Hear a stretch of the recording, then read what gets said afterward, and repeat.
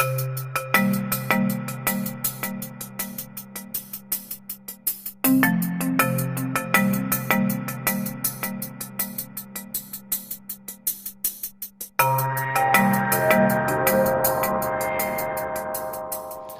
lot of different ways of producing white light.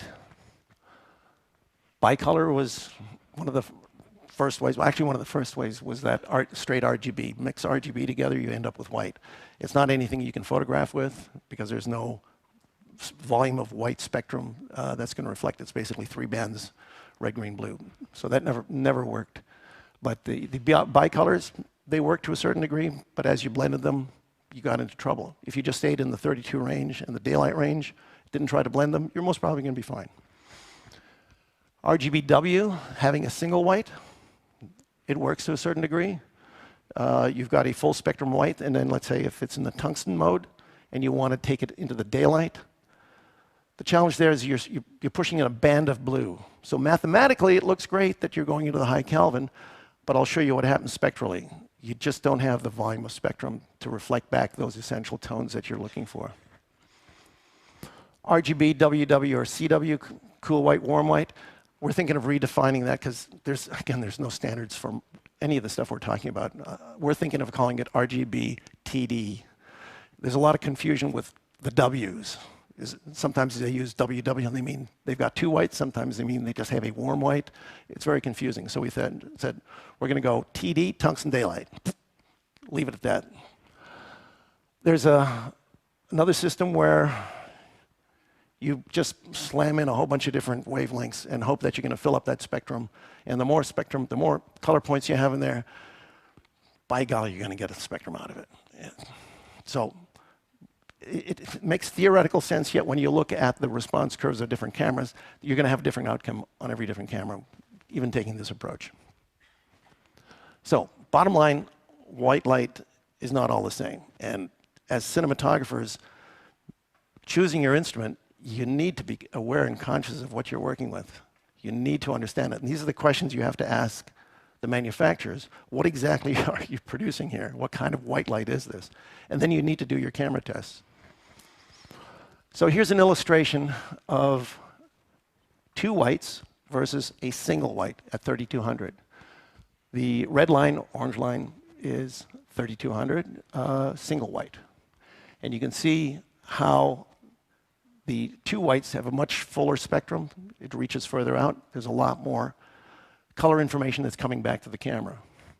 One of the areas of concern is those spikes on the end. Every LED has it. It's the 450 emitter line. By playing with the phosphors and doing them correctly, what you try to do is you try to lift that bottom valley. The higher you can get it, the higher your color reproduction is going to be. So this is where we have the benefit on the green line of having 2 full spectrum whites and just using that RGB to lift it up and follow the Planckian. We're maintaining this volume of spectrum. The RGBW is somewhat compromised, and you can just, mathematically you can actually track these differences. What does that actually mean when we start looking at them? More analytical. XY coordinates match, which is great. If we look at what the cameras see, so the 2 whites are showing at a high color rendering. Even the RGBWs, they're coming out in very decent colors, at least on the Amira. If you compare the Amira to a Mysterium, you see that the value already has dropped to a 93. So again, and these are 2 light sources, basically identical light sources on 2 different cameras, and already you see how they read that differently. And this is where it gets interesting when you start looking at the gel. So there was no correction necessary on the 2 whites, the single white. In that particular instance, you may want to add an 1/8, but almost a 1/4 on the Mysterium. So again, this is just illustrating how the cameras see the same source differently. And there's not really a meter that will tell you, that'll give you that data unless you do a camera test to try to figure out, are these things going to work for me when I'm working on the set? How is this going to play out? Same thing with the daylight. Again, we see a difference in spectral distribution between 2 whites and a single white.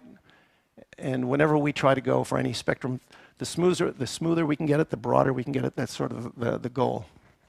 And if we take that into an analytic, we can see XY coordinates a little off, which is not a big deal. The photographic rendering indexes between the Amira and the Mysterium are very close.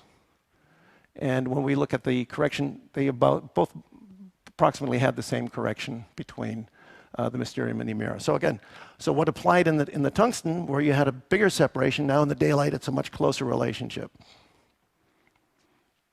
But there's no real way of defining that when you're on the set, unless you have the response curves of the cameras. And so this is very frustrating. Now there's another approach where you say, you know what, I'm not going to use any white at all. I'm just going to put in as many wavelengths as possible. So here's an example of a 3200 RGB, sapphire blue, cyan, lime green, and amber. And again, when you look at their overall distribution, it seems like it fills in a lot of the gaps. But once you see it spread out and compared, you see how different the volume of spectrum is. And if we take that into our program, again, under the photographic rendering index, so a 96 and 94, they're not that far apart. If we go up to the top, well, on the Amira, suddenly we see a huge correction, well over a quarter. But on the Mysterium, it's fine. No correction necessary. It actually works great. So keep that number in mind, because this is tungsten, and if we go to daylight, again, spectrum, we go to the analysis. And now suddenly we see how on both counts, they've jumped to both a quarter and an eighth correction necessary. So, and the other one that was 0.07 up in the corner is now a 3.3, so it's really jumped. So, you know, just because you're good in the tungsten and you think, I'm fine, I'm just going to dial into daylight, whoa, in for a surprise.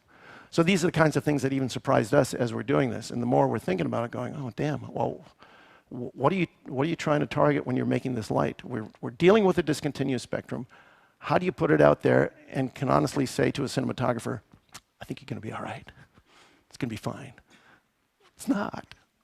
And I can't even tell you where or what. So we finally decided we're going to have to put in camera profiles, at least for some of the major cinema cameras, and we're going to be adding to it, that hopefully will bridge this and give you corrective spectrum out of the instrument so that we can give you a neutral white point. So the idea is that the lighting instrument becomes where Kodak embedded their color science in the emulsion. We're going to try and embed the color science into the fixture once you've selected your camera, and then give you all the other controls that you can mess it up any way you want. But at least we'll give you a neutral starting point. So we're not going to lock you in, you know. And if you see something that you purposely want to do something, knock yourself out. You can add green, magenta. You can go anywhere you want with it. It's all in the software. It's all the choices are there. Looking at 6500. Oh, here, this one was kind of fun. So this is your typical day on the set. You've got 3 different manufacturers, 3 different ways of seeing light, white light. This is all 6500. And you see how the spectral distribution is all over the map. And this is what you're dealing with when you're on the set. So again, these rendering numbers are all, they're fine. It's not, but it gives you, again, an idea that there are some differences. And then when you go up to the critical ones, what is it all seeing? Well, over here, a single camera seeing these 3 different light sources will see one light source as a quarter and an eighth magenta correction necessary. And if that happens to be on a blonde individual walking through the set, and suddenly there's a backlight on them, which is unmotivated, and suddenly it goes green, and the rest of the set has no motivation for green, enjoy. And some of these things you don't necessarily see when you're in your DI on the set. It's not until it's all fully rendered out, and now you're sitting in your timing suite, and this is when you start banging your head on the console, going, I never saw this. But it's, it's there.